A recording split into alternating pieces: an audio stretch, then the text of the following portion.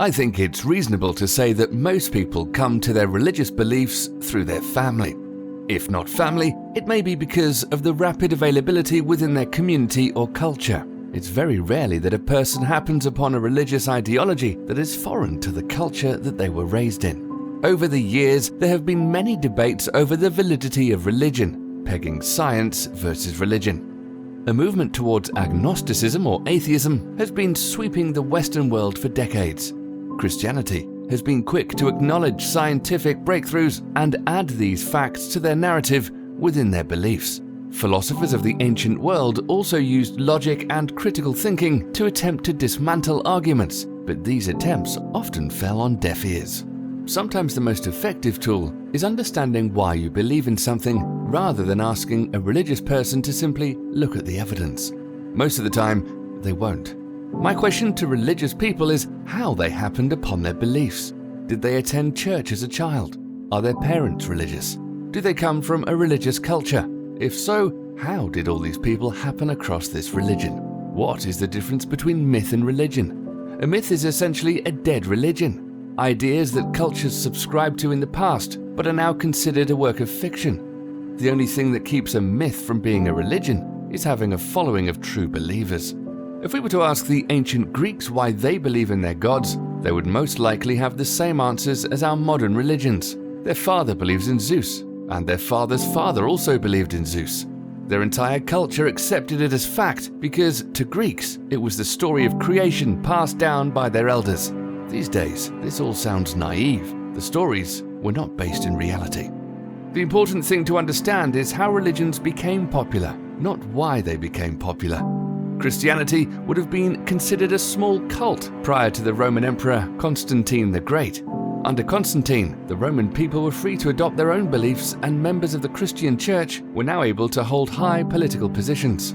Constantine was a patron for infrastructure and invested greatly in the rise of Christianity. Only after 313 AD, Christianity had a chance to grow, now that it had been legalized by one of the most powerful men in the world in the largest city in the world, Rome. Without Constantine, Christianity could have been lost forever and considered a long-lost myth. Nicene Christianity became the state church of the Roman Empire, with the Edict of Thessalonica in 380 CE, where Emperor Theodosius made it the empire's sole authorized religion. During this time, Britain was governed by the Roman Empire. With Rome's power and its great reach, Christianity was able to quickly become the world's most powerful and popular religion through cultural changes, wars, and military efforts, making Christianity Europe's religion of choice. The first mass-printed book was printed in 1455. This is the Gutenberg Bible. Christianity had become so popular that the very first book ever printed was their religious text. Within political power, military power, the masses having unwavering faith, and a mass-produced text for consumption, Christianity was and still is the most dominant religious belief in the world. Now ask yourself, Christianity is America's religion. Why is that? America was founded by the British, Spanish, and French. The individuals that founded the Western world were religious due to the history we just discussed.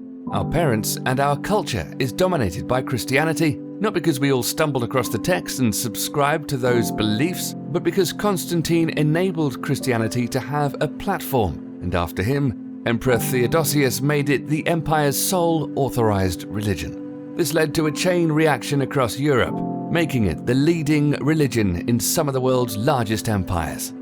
Those empires traveled across the Atlantic and founded the Americas.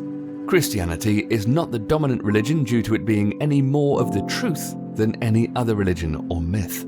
It's the dominant belief because of the platform it received in the year 313 AD and even more so in 380 AD. The only difference between Christianity and ancient myth is that Christianity has survived due to political efforts, military efforts, and being pushed on other cultures around the world with great force for over 1,000 years.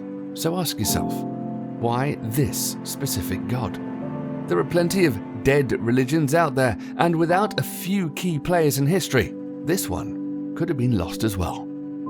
If Constantine didn't set this in motion in the year 313, would you be praying to another god?